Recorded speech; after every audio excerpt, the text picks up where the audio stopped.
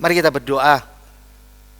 Pada hari ini Tuhan, kami akan belajar satu kebenaran-Mu, Bible Class spesial, untuk boleh belajar menghadapi hal-hal yang ada dalam dunia ini.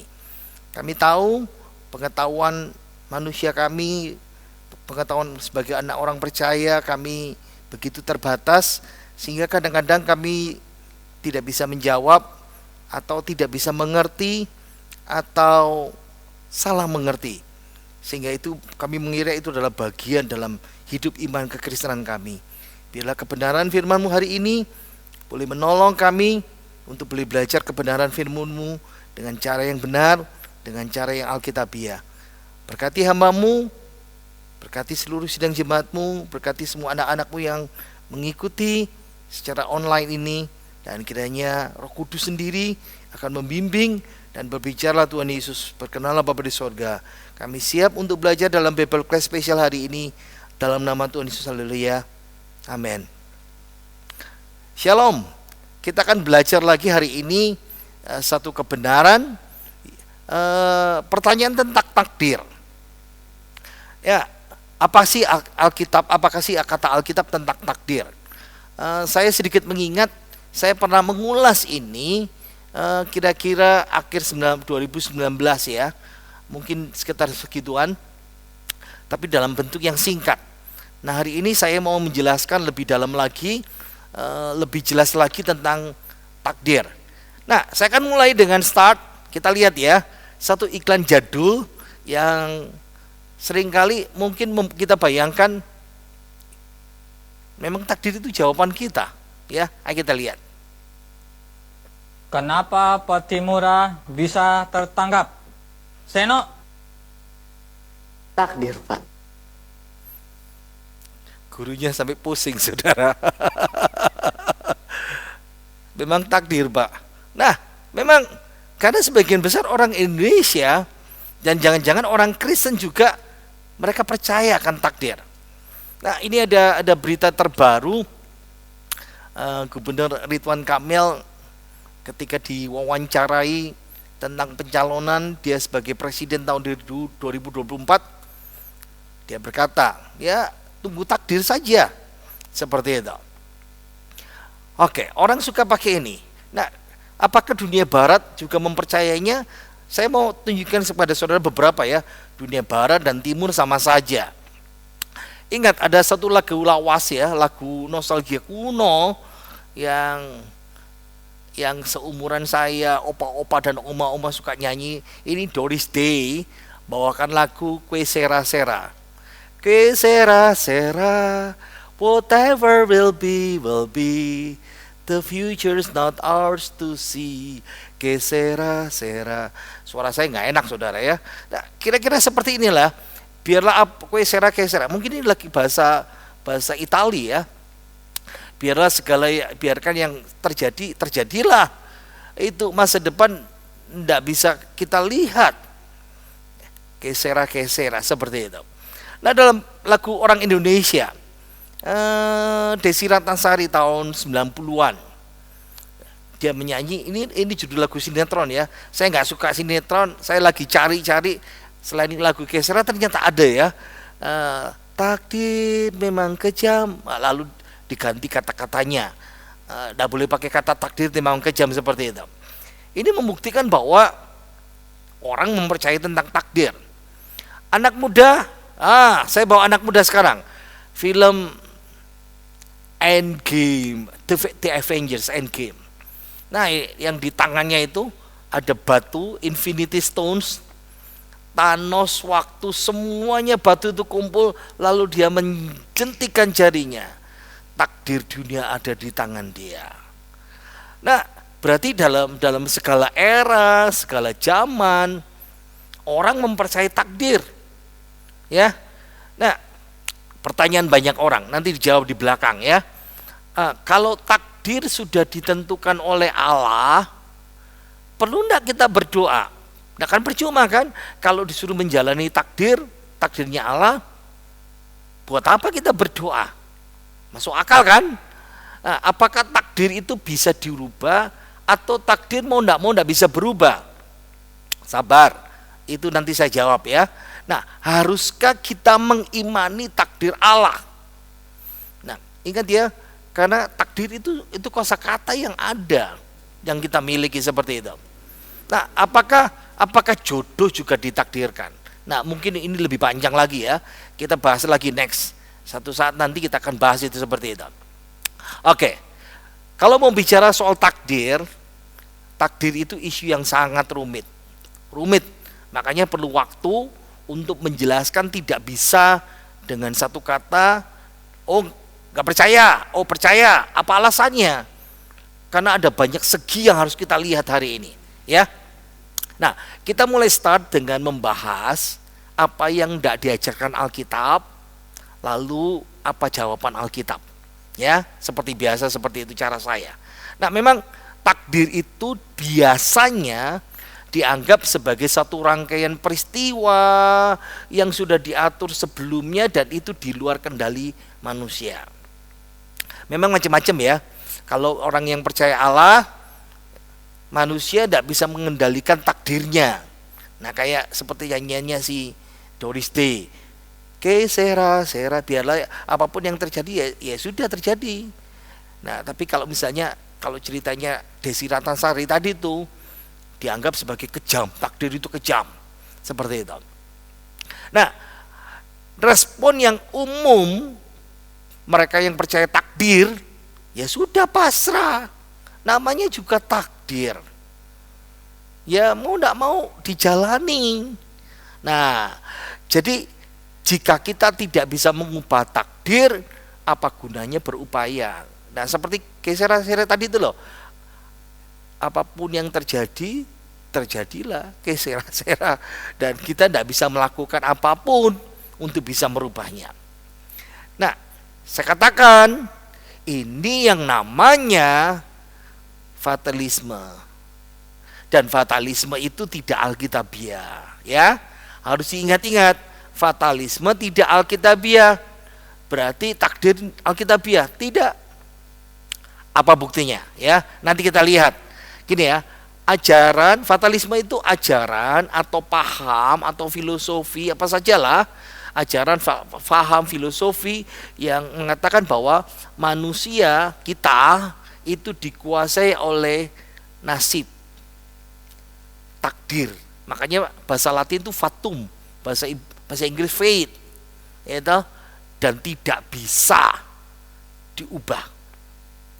Nah, menurut fatalisme, karena manusia tidak bisa berdaya, dikuasai oleh takdir itu, maka manusia tidak berdaya melakukan sesuatu yang di luar kemampuannya. Begitu pula tidak punya kemampuan untuk bisa mempengaruhi masa depannya karena sudah ditakdirkan. Atau hasil upaya apapun yang telah dilakukannya, dia tidak bisa mempengaruhi itu semuanya. Kok bisa ya? Kok ada orang pandangannya seperti ini? Mungkin kita memikirkan seperti itu. Nah, bagi orang Kristen rohani, kita tidak percaya takdir. Tapi bagi saudara yang masih baru jadi Kristen atau kurang dalam pengetahuannya tentang kekristenan, tentang Alkitab, kenapa dunia seperti itu? Karena dipengaruhi. Nah, saudara lihat ini ada patung, ya, patung 3 Moirai. Nah, sekarang ada di Dublin, di Irlandia. Kalau dengar Dublin, Irlandia kan sebagai bagian dari Inggris kan, ya, berarti di Eropa. Jadi siapa itu 3 Moirai? Ini 3 dewi. Lihat ya, 3 dewi ini patung 3 dewi, itu mitologi Yunani. Jadi harus tahu ya, ini metodologi Yunani, dan Yunani itu dikalahkan oleh Romawi 2200 tahun yang lalu. Makanya saya ambil titik yang paling habisnya. Tapi sebetulnya lebih dari 2500 tahun yang lalu. Berarti filsafat ini, filosofi ini, ajaran ini, kepercayaan ini, fatalisme ini sudah ada dalam hidup manusia sejak lama. Wow. Jadi siapa ini? 3 dewi ini, dia dikatakan mengendalikan nasib manusia dari lahir sampai mati, penenun perajut kehidupan manusia. sedemikian kuatnya mereka pegang nasib manusia, tiga dewi ini, sehingga ketika mereka menulis merajut hidup manusia itu, keputusan yang mereka buat untuk hidup manusia yang sudah ditakdirkan itu tidak bisa dianulir. Dewa hebat siapapun, dewa yang luar biasa siapapun tidak bisa sama sekali. Nah, makanya fatalistik yang seperti ini diadopsi oleh Romawi. Romawi kan menaklukkan Yunani. Romawi kan dalam masa perjanjian baru kan menguasai seluruh dunia perjanjian baru. Dan itu menyebar hampir di beberapa negara-negara di Eropa. Nah, kalau mau bicara tentang Asia, pandangan fatalisme itu juga ada di India, ya, di India dan lain sebagainya, dan akhirnya masuk Indonesia juga ya. Ingat ya, dan pandangan fatalistik ini yang memastikan orang yang dalam kasta misalnya Brahma, ya, atau Satria dan sampai yang di bawah Sudra, sebetulnya ada lagi yang di luar sistem namanya Dalit ini, itu tetap kamu tidak bisa merubah tentang takdirmu itu. Jadi sekarang saya mau bicara agama-agama di Asia ya. Nah, fatalisme dalam beberapa agama ya itu memperlihatkan bahwa betapa tidak berdayanya manusia ketika menjalani absolutnya takdir Allah itu. Makanya saya kasih gambar ini ya, untuk bisa menolong saudara memperhatikan, menggambarkan seperti efek domino itu. Ya sudah menjalani takdir itu. Tapi ingat, fatalisme itu bukan konsep Alkitabiah. Jadi Alkitab tidak mengajarkan, Alkitab tidak mempercayai hal yang seperti itu. Oke. Sekarang ada bantahan. Loh, gini nih. Logika itu membenarkan loh ya. Jadi ada orang berkata begini, kan logikanya gini. Coba ya, logika membenarkan seperti apa? Allah itu maha kuasa enggak? Oke. Allah itu maha kuasa, maka Allah itu juga maha tahu. Betul, sifat kemahaannya ya. Maha kuasa, maha tahu, maha hadir. Nah, karena Allah maha kuasa, sekarang kita konsen yang kedua ya. Karena Allah itu maha kuasa, karena Allah itu maha tahu, Allah itu nggak mungkin salah. Nah, karena Allah tidak mungkin salah, dia punya pengetahuan yang tidak terbatas tentang peristiwa apapun yang akan terjadi besok.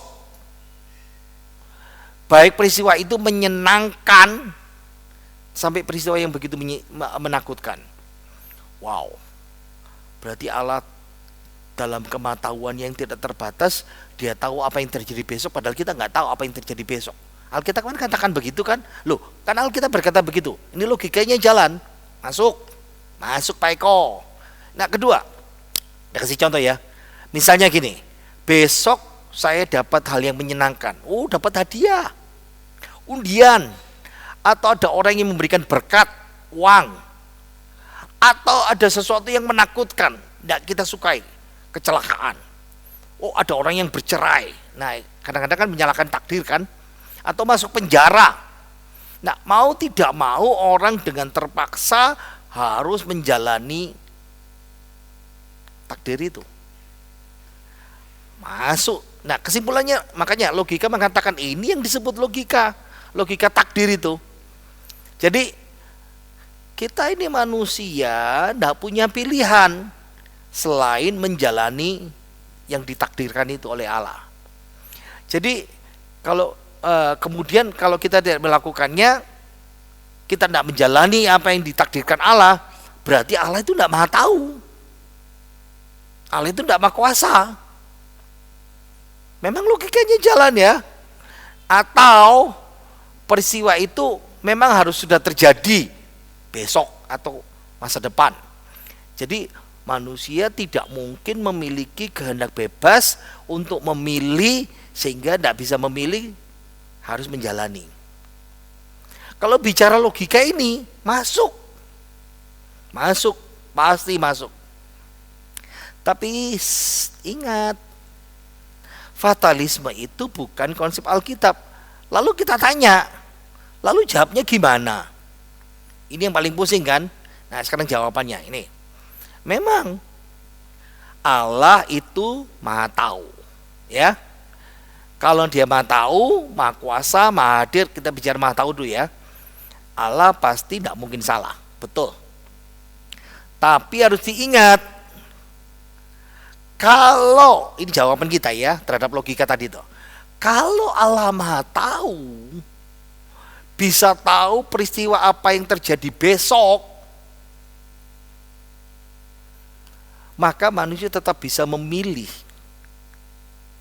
berdasarkan kehendak bebasnya, bukan sebagai kewajiban atau keterpaksaan. Apa itu? Menjalani takdirnya. Gini, manusia tetap punya kehendak bebas memilih sesuatu, melakukan sesuatu, karena Allah sudah tahu pilihan manusia itu bahkan sebelum manusia itu memilih. Ingat ya, Allah itu Maha tahu. Jadi manusia tidak wajib memilih opsi A, masih harus pergi lalu mengalami kecelakaan yang tadi itu kan. Alih-alih memilih opsi B untuk memilih tidak mau pergi, tidur saja di rumah dan tidak terjadi kecelakaan. Nah, kalau manusia berubah pikirannya, Allah yang Maha tahu itu akan mengetahui dengan sempurna berubahnya pikiran manusia itu. Jadi pilihan-pilihan yang manusia buat dalam pikirannya ini tidak terucap loh ya, masih kepikir. Aku mau gini, aku mau gitu, aku mau gini, masih kepikir. Allah pun tahu dengan sempurna dalam kemahatauannya pilihan-pilihan kita itu. Jadi dalam kemahatauannya Allah tahu manusia tetap memiliki kehendak bebasnya, tapi Allah tahu juga kita akan memilih opsi yang sama itu dalam kemahatauan Allah itu. Jadi gini, pahami ya, Allah mengetahui masa depan secara pasif. Mesti hati sedikit. Kayak gini, kita harus dipaksa menjalani kecelakaan itu. Itu berarti mengetahui secara aktif, memaksa. Allah hanya tahu, Allah Maha tahu, mengetahui dengan sempurna secara pasif yang tidak diutarakan. Nah, ini tidak akan meniadakan kehendak bebas, pilihan kehendak bebas manusia. Makanya supaya hal ini bisa dipahami secara logis dan secara rasional, ya. Jadi kehendak bebas manusia bisa jadi hilang kalau Allah sudah ngomong. Apa yang dia ketahui kepada semua orang, dan itu bukan kehendak bebas manusia lagi, tapi kewajiban untuk menjalani. Gini aja, tak bikin mudah logikanya ya. Kayak gini. Misalnya kita bukan bicara Allah. Ini cuma perumpamaan supaya mereka mengerti ya. Ada orang A. Kalau dalam bahasa teologi namanya clairvoyance. Orang yang bisa melihat jauh ke depan. Jadi nanti setahun lagi, nanti di masa depan, itu namanya orang yang punya daya clairvoyance, bisa melihat masa depan. Ini contoh ya logikanya. Nah, misalnya orang itu melihat ada pesawat yang jatuh, ya, bisa dukun, bisa hamba Tuhan ya, tergantung ya. Nah, ingat, bukan pelihat itu atau orang itu yang menyebabkan orang itu celaka. Ingat ya, dia tahu, tapi dia tidak memaksa orang untuk menjalani. Dia hanya tahu. Sekarang saya bicara tentang manusia saja ya. Ini analogi supaya kita bisa paham seperti itu. Nah, jadi peristiwa kecelakaan itu pasti terjadi. Pasti terjadi. Terlepas dari apakah dia atau pelihat itu, orang clairvoyance ini yang bisa melihat atau tidak. Tapi yang jelas pasti itu terjadi. Nah, sekarang analogi ini, logika ini, gambaran ini dikembalikan kepada kemahatauan Allah.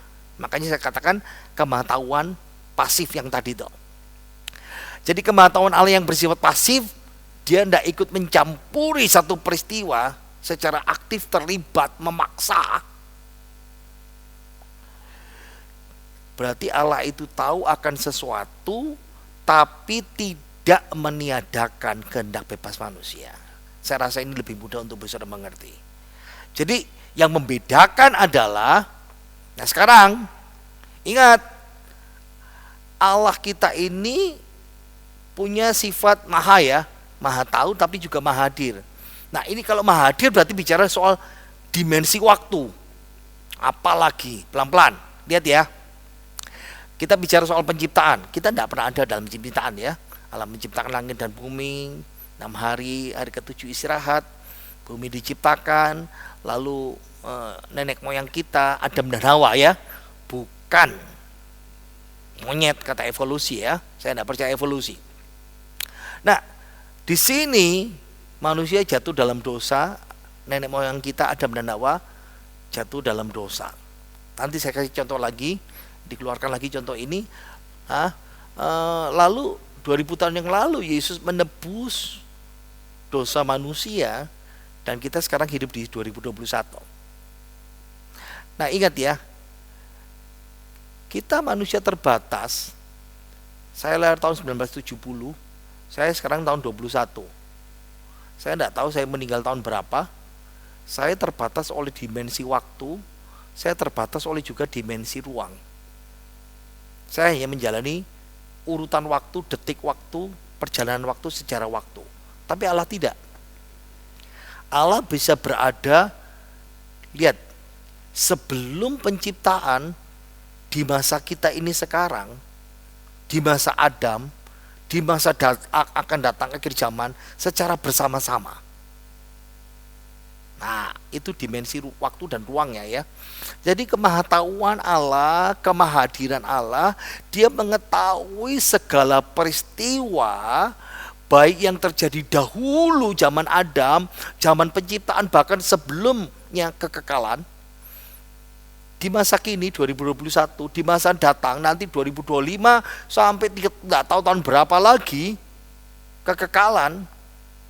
Ini berarti Allah itu tahu segala peristiwa, tahu segala keputusan yang dibuat oleh seseorang, walaupun peristiwa itu belum terjadi dan keputusan itu belum diambil. Harus dipahami ya. Nah, karena Allah, ingat, Allah itu bersifat atemporal. Apa itu? Di luar dimensi waktu. Lihat, saya berada sekarang, kita berada dalam dimensi waktu apa? Bulan April tahun 2021. Saya tidak bisa mundur Maret, saya tidak bisa maju Juni. Saya terbatas sekarang ini, kita hari ini bulan April 2021.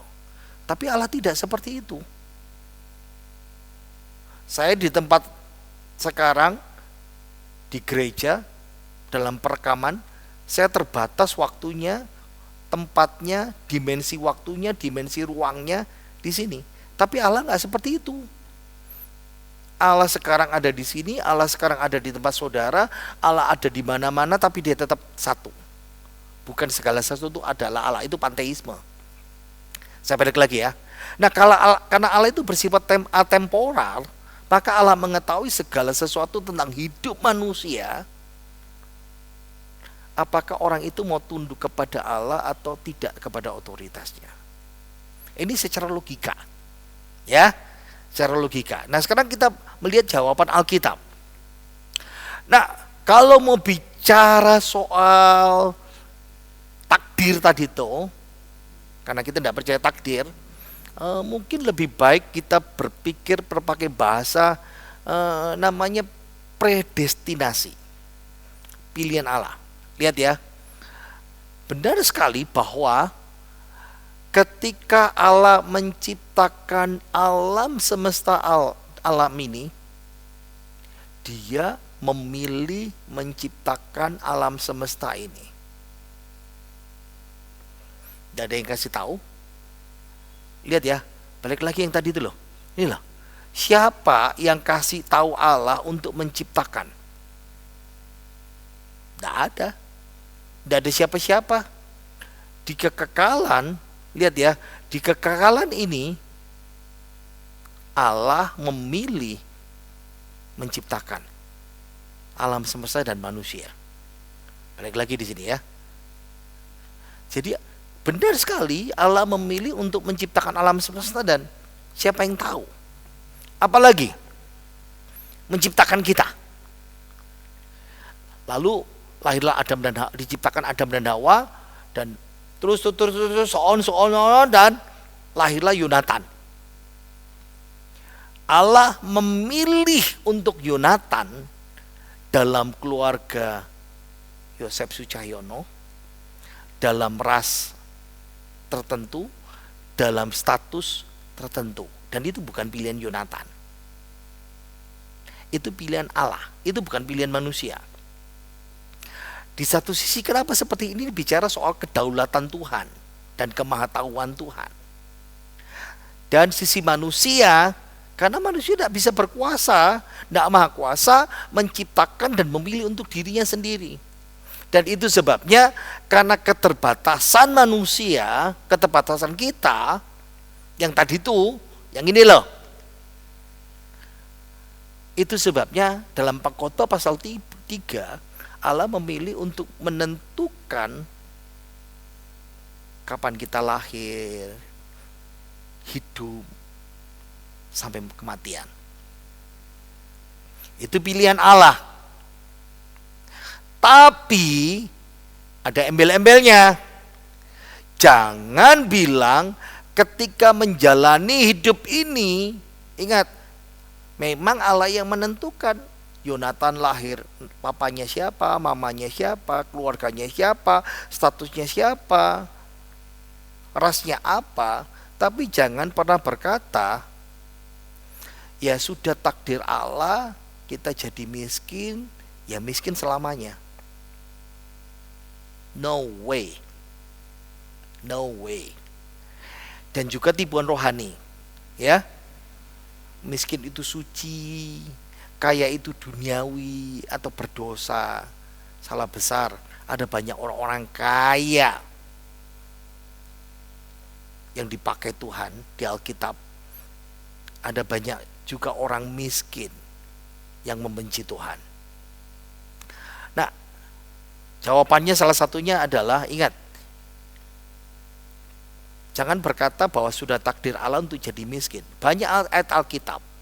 Misalnya Amsal 10 ayat 4, tangan yang lamban membuat miskin, tetapi tangan orang rajin menjadikan kaya. Jadi jangan berkata bahwa, nah ini, ya sudah takdir Allah kalau kita lahir dalam keluarga miskin, ya miskin selamanya. No way. Masih banyak ya, masih banyak lagi ayat-ayat yang lain, tapi terbatas waktu kita. Sekarang kita bahas tentang hubungan takdir dengan kehendak bebas. Karena kalau kita memikirkan seperti ini, Allah memilih kita untuk dilahirkan, dan untuk kapan kita lahir, kapan kita mati, di keluarga mana, bla bla bla, seperti itu. Berarti kita tidak punya kehendak bebas. Salah besar.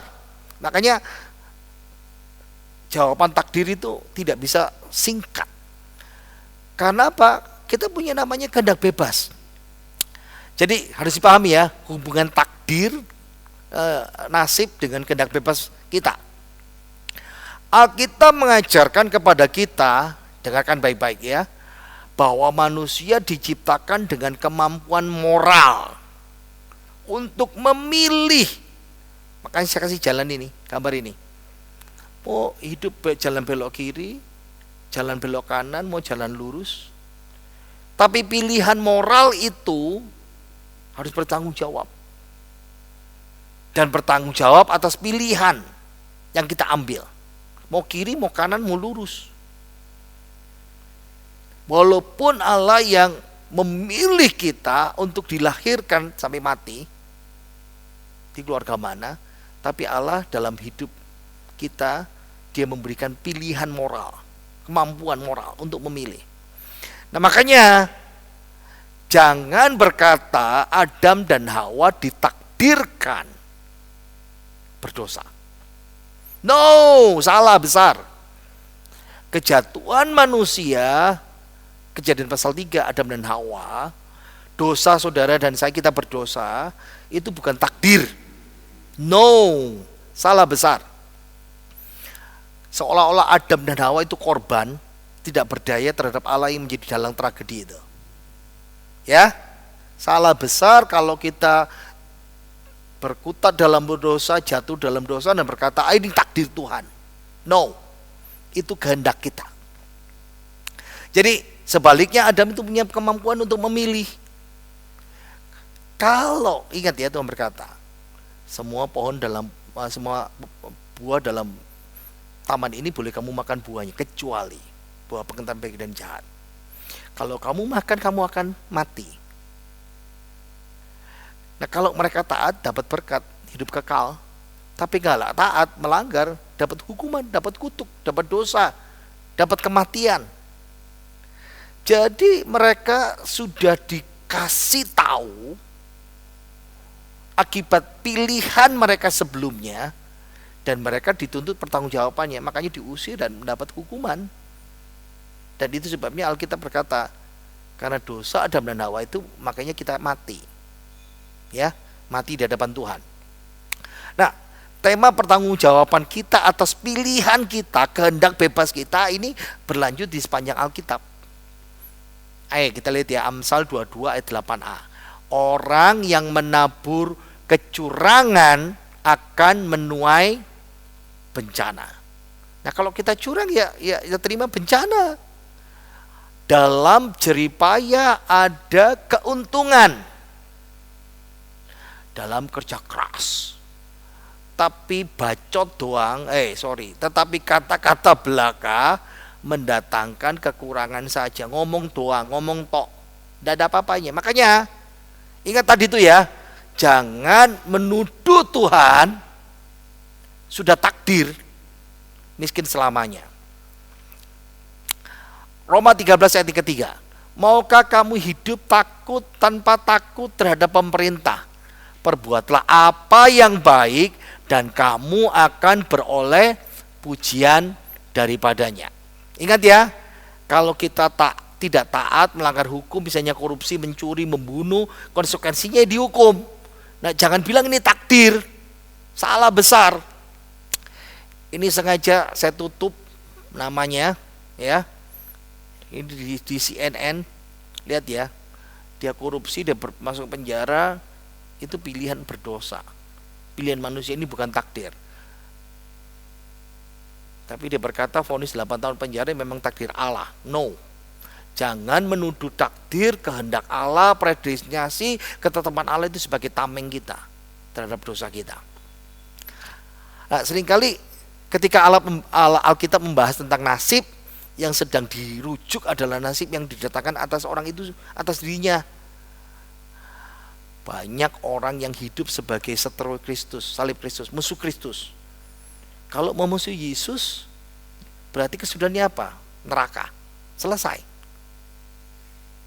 Alkitab mengatakan demikian, ya. Inilah jalan orang-orang yang percaya kepada dirinya sendiri. Ajal orang-orang yang gemar akan perkataannya sendiri. Oke, siapa melakukan zina? Tidak berakal budi. Orang yang berbuat demikian, apa konsekuensinya? Merusak diri. Nah, ini banyak, ada 8 selebriti menjadi single mom pada usia 20 tahun, cerai muda. Lihat ya, saya kasih kotak di situ. Perceraian adalah hal yang gak pernah diimpikan bagi semua orang.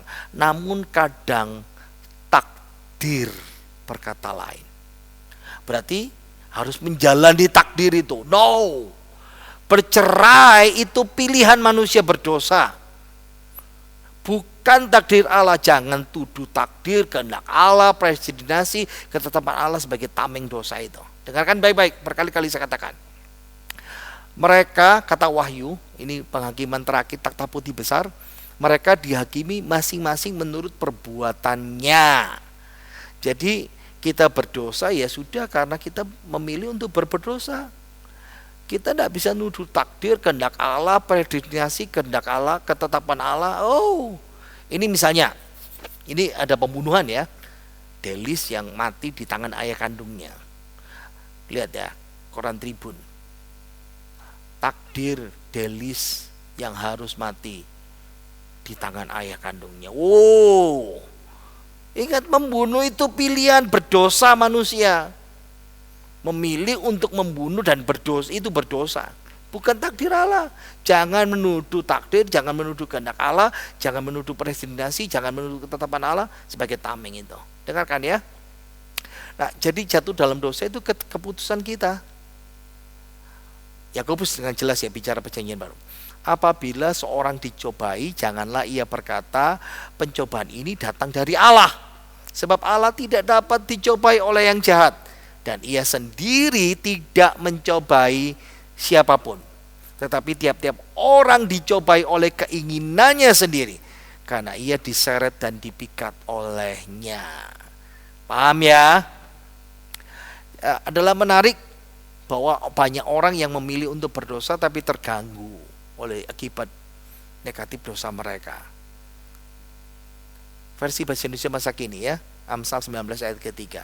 Manusia merugikan dirinya sendiri oleh kebodohannya. Yang tadi itu semuanya. Lalu menyalahkan siapa? Takdir Tuhan. Capek deh. Jadi wawasan teologi takdir itu salah. Jadi ketika seorang dengan bodoh menghancurkan hidupnya sendiri, memilih dalam kehendak bebasnya, lalu bersikeras menuduh Tuhan. Ini takdir. Dengan cara ini manusia terus mempraktekkan kebodohan dan dosanya. Ingat ya, Allah mengajarkan bahwa kita harus memilih untuk beriman. Dan perintah ini diulang-ulangi. Ingat ya, kita punya pilihan dalam iman, dalam percaya kita. Ingat, nah tadi itu kan, ingat bagian yang pertama ya, dalam kedaulatan Tuhan, kemahatauan Tuhan, Allah mempredestinasi, memilih kita sebelum dunia diciptakan. Lalu berkata, nah ini salah satu takdir Tuhan dalam keselamatan. Nah ingat, kalau bicara kedaulatan Allah dan tanggung jawab manusia itu sama seperti sisi dua mata uang. Sisi Allah, dia memilih kita, tapi tanggung jawab manusia, kita harus percaya dan beriman. Allah melahirkan kita kembali, regeneration, lahir baru, tapi sisi manusia itu namanya kita berpaling. Kalau kita lebih terkenal dengan nama bertobat. Nah, perpalingan itu dua hal, bertobat dan beriman kepada Kristus. Itu perpalingan. Bertobat dan beriman kepada Kristus. Jadi harus paham ya. Jangan hanya melihat satu sisi saja. Nah, apa hubungan takdir dengan kedaulatan Allah? Ingat ya, supaya kita tidak salah paham. Kita bukan Tuhan yang berdaulat penuh atas hidup kita. Supaya kalau kita bicara, ini kan hubungannya dengan tadi itu kan, kehendak bebas manusia. Allah berdaulat secara penuh. Kedaulatan Tuhan ini saya katakan sebagai dalam bahasa namanya pemeliharaan Tuhan. Ya, Allah berdaulat untuk memilih dan memberi manusia kehendak bebas yang terbatas. Dan Allah sudah menciptakan alam semesta dengan namanya moralitas dan hukum sebab akibat. Jadi itu sebabnya kita dikasih moralitas pilihan dan tidak ada namanya kecelakaan, kebetulan, takdir itu. Ya, Allah memberikan kita kehendak bebas dan menciptakan alam semesta moralitas. Dikasih moral, ada hukum sebab akibat. Kalau buat baik, ya terima upah. Kalau buat jahat, ya terima upah kejahatan. Sosok Allah yang maha kuasa, maha tahu, dia punya rencana. Dan itu sebabnya dalam Alkitab diceritakan tentang rencana ilahi. Rencana Allah karena direncanakan Allah dan bersifat kudus, bijaksana dan penuh kebaikan. Nah, pemeliharaan Allah ini mengerjakan rencana sejati bagi ciptaannya. Lihat ya bahasa Indonesia masa kini, Yesaya 48 ayat yang ketiga. Apa yang terjadi dahulu sudah lama ku beritahukan. Apa yang kukatakan tiba-tiba kulaksanakan dan kujadikan kenyataan. Jadi apa yang Allah sudah nyatakan, ingat ya, kedaulatan Tuhan ya, dia pasti juga lakukan. Meskipun ini sudah berabad-abad sebelumnya dia nyatakan. Misalnya kelahiran Yesus, ya, sebagai juru selamat, dia nyatakan juga kepada kita. Nah, kalau kita melawan rencana Allah, tidak ada gunanya.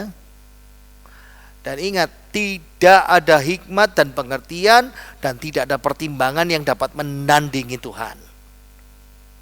Nah, akibat kerencana kedaulatannya Tuhan itu apa? Menara Babel tidak pernah selesai. Ya, manusia pada zaman menara Babel, mari kita dirikan menara tinggi sampai ke surga. Tidak pernah selesai. Musuh Daniel yang ini membunuh Daniel gagal, dan mereka yang dihukum di kandang singa juga. Yunus menghabiskan waktu, disuruh pergi ke Niniwe, tapi dia lari ke Tarsus dan dihukum Tuhan, kedaulatan Tuhan. Dan ingat, sama seperti kita akan berhadapan dengan masalah karena kedaulatan Tuhan kalau kita berdosa. Apa yang biasa manusia sebut kesempatan, kebetulan atau takdir pun, kalau saya bilang nasib itu ya, itu di bawah kuasa Tuhan.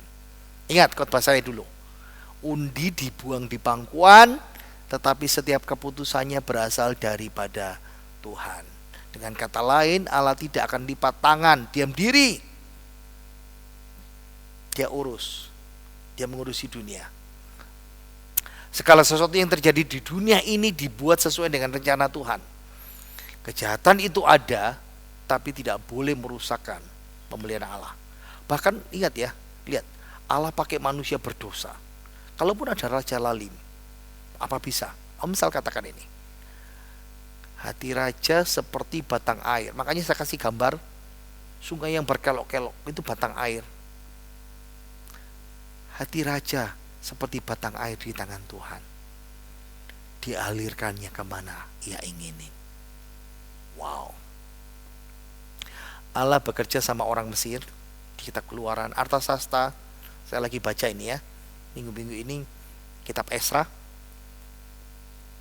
Walaupun hati manusia penuh dengan kejahatan, tapi Allah tetap melaksanakan kehendaknya sebagaimana kita amati dalam kasus mereka yang menyalahkan Yesus. Jadi rencana Allah itu mengandung pahala bagi mereka yang percayanya dan berjanji untuk memuliakan anak-anaknya. Tetapi yang kami beritakan ialah hikmat Allah yang tersembunyi dan rahasia yang sebelumnya dunia dijadikan telah disediakan bagi kemuliaan kita. Tetapi seperti ada tertulis, apa yang tidak pernah dilihat oleh mata, yang tidak pernah didengar oleh telinga, dan yang tidak pernah timbul dalam hati manusia, semua ini disediakan Tuhan Allah untuk bagi mereka yang mengasihi Dia. Nah, kalau saudara ingin lebih jelas tentang kedaulatan Tuhan dan tanggung jawab manusia ini, pernah dikhotbahkan, ada di channel YouTube ya, channel YouTube GBT Kristus Hayat, khotbah tahun 2020, khotbah online, sudah pernah dibahas itu. Sekarang bicara tentang rencana pribadi, hubungan nasib, kalau orang dunia katakan takdir, dengan rencana pribadi. Ingat ya, kedaulatan Allah juga merancangkan sebuah rencana bagi kehidupan kita. Tadi itu kan dunia, alam semesta, kejahatan, kebaikan, raja. Tapi sekarang hidup kita sekarang mulai mengerucut ya, supaya bisa paham itu. Alkitab kasih contoh ya, Allah panggil Yeremia sebelum Nabi itu lahir.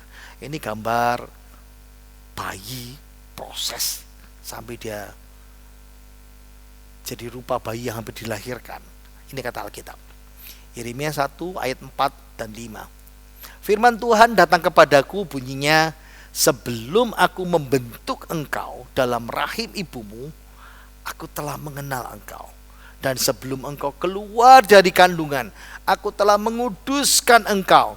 Aku telah menetapkan engkau menjadi nabi bagi bangsa-bangsa. Wow. Daud juga pernah menyadari rencana Tuhan. Matamu melihat selagi aku bakal anak, dan dalam kitabmu semua tertulis hari-hari yang akan dibentuk sebelum ada satupun daripadanya. Karena itu, karena pengetahuan ini, Daud, Yeremia, dan saudara dan saya, kita harus cari Allah. Ya, Daud mencari tuntunan Tuhan, detail. Salah satunya contoh ya, dalam 1 Samuel pasal 23 ayat 9 sampai 12, dia sudah menolong orang Kehila. Tapi orang Kehila tidak berterima kasih. Saul mencari Daud untuk dibunuh. Daud dengar Kehila sudah ditolong, harusnya balas budi kan, tapi Daud tetap cari kehendak Tuhan, arahan Tuhan. Tuhan, apakah orang Kehila yang ditolong ini akan menyerahkan aku ke dalam tangan Saul? Tuhan bilang, ya. Daud lari.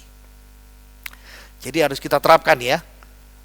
Kita harus berdoa seperti Daud dalam rencana arahan hidup kita. Jadi kesimpulannya, apa yang kita bisa pelajari tentang kesimpulan Alkitab tentang takdir atau nasib, hubungan dengan kehendak bebas manusia, kedaulatan Allah dan rencana manusia. Yesus ketika menampakkan diri kepada Saulus dari Tarsus yang membunuh, mengejar, membenci orang Kristen, ada satu pernyataan. Paulus, engkau akan merasa sakit sendiri kalau engkau terus saja melawan pimpinan dia yang menjadi tuanmu. Yesus punya rencana untuk Saulus. Saulus pembunuh, membenci Kristus, tapi Yesus punya rencana Saulus mau dipakai. Tapi Saulus melawan. Melarikan diri dari rencana Allah bisa. Saudara bisa. Yunus bisa. Banyak orang bisa. Tapi itu menjadi pengalaman yang menyakitkan. Nah, di mungkinan waktu Yesus memberitahu Saulus ya, ada seorang Ananias yang menemuimu, doa supaya disembuhkan dari kebutaannya. Dan Yesus beritahu sama Ananias. Jelas berarti Allah juga punya rencana bagi Ananias, jadi alat. Masalahnya Ananias tidak mau. Tuhan, itu pembunuh loh, tidak main-main. Dia kesini bawa surat sakti. Dia punya SIM untuk membunuh, license to kill, seperti judulnya film James Bond itu. Tapi Ananias bisa kasih contoh. Dia bisa ambil contoh Yunus lari, menolak. Kalau dia lakukan itu, pasti Tuhan kirim bentuk ikan yang tidak tahu bentuk ikan seperti apa. Tapi bersyukur Ananias taat. Dia ikut rencana Tuhan, dia dapat berkat. Kesimpulannya, Alkitab mengajarkan bahwa Allah itu berkuasa, dan pada waktu bersamaan Dia memberikan kita kebebasan mau taat atau mau melanggar.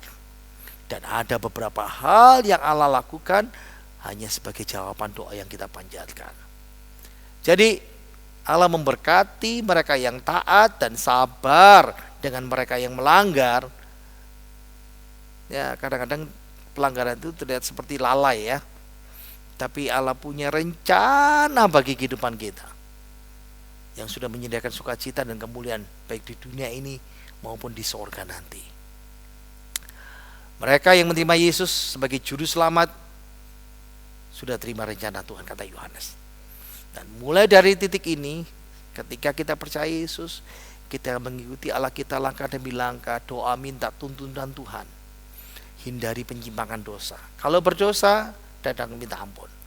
Nah, terakhir, kan pertanyaan tadi itu kan, haruskah kita mengimani takdir? No, kita tidak percaya akan adanya takdir. Takdir sudah ditentukan Allah, masih perlu berdoa, itu kan pertanyaan tadi tuh. Ingat, takdir tidak ditentukan Allah. Manusia bisa minta dirubah nasibnya sama Tuhan. Tapi kita tidak percaya takdir kan? Nah, tapi kita juga perlu berdoa seperti Daud, ya, seperti Yeremia, seperti tokoh-tokoh Alkitab, untuk berdoa untuk bimbingan Allah seperti itu. Apakah takdir bisa atau tidak bisa berubah? Ingat ya, kita sekali lagi tidak percaya takdir, tapi nasib manusia bisa dirubah Allah. tapi itu juga menuntut tanggung jawab manusia dengan usaha kerja keras dan ketaatan kepada Tuhan. Saya mau kasih kata-kata penutup. Ingat ya, takdir fatalisme bukan ajaran Alkitab. Ada kedaulatan Tuhan, ada pilihan Tuhan, ada kemahatauan Tuhan, kemahadiran, kemahakuasaan Allah, tapi itu tidak menghalangi Allah memberikan kehendak bebas. Kehendak bebas yang terbatas pada manusia. Manusia tidak bisa menyalahkan Allah untuk konsekuensi pilihan tindakan dosanya dan mengklaim itu takdir Allah. Mari kita berdoa. Bapa kami dalam surga, terima kasih kami sudah belajar kebenaran firman-Mu untuk bisa memahami apakah takdir itu alkitabiah atau tidak. Dan kami bisa belajar dan mengerti jawaban dari firman-Mu. Berkati anak-anak-Mu yang sudah belajar, berkati jemaat-Mu, berkati kami semuanya, dan kami percaya Tuhan, berkat Tuhan, rahmat sejahtera Tuhan boleh mengalir dalam kehidupan kami. Mari kita buka telinga, tangan kita, terima berkat dari Tuhan kita Yesus Kristus. Kiranya rahmat, damai sejahtera dari Allah Bapa kita, dan kasih sayang pada Tuhan Yesus dan persekutuan Roh Kudus menyertai hidup saudara dan saya mulai hari ini sampai selama-lamanya. Diberkatilah hidup kita oleh Tuhan, kesehatan kita, kekuatan kita, anak cucu menantu kita, rumah tangga kita, dan berkat jasmani rohani dari Bapa Roh Kudus dalam nama Tuhan Yesus melimpah dalam kehidupan kita serang sampai selama-lamanya. Dalam nama Tuhan Yesus kita semuanya percaya berkata amin. Tuhan Yesus memberkati kita semuanya. Jangan lupa memberikan persembahan.